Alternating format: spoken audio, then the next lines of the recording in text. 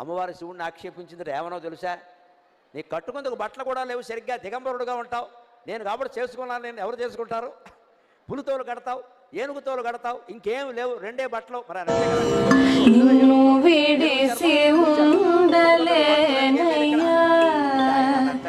పులితోలు ఏనుగుతోలు రెండు దాచిపెట్టాయి, నేను ఏం కట్టుకుంటానో నీకు చూపిస్తానన్నట్టే.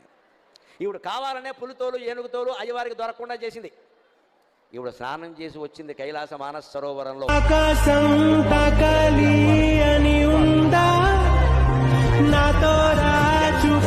అమ్మవారు స్నానం చేసి తుడుచుకున్న తువ్వాలని శివుడు ధరించాడు. అదేమిటి అంటే ఇది అచ్చం పులితోలు ఏనుగుతోలు రెండు కలిపినట్టుగా ఉంది అన్నట్టు. ఎందుకని?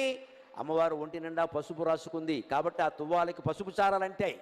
అమ్మవారు కస్తూరి తిలకం దిద్దుకుంది కాబట్టి కాటుక పెట్టుకుంది కాబట్టి నల్లటి చారలు కూడా అంటే నల్ల చారలు పసుపు చారలు ఉంటే పులితోలే కదా అన్నట్టు. అదండి శివుడు.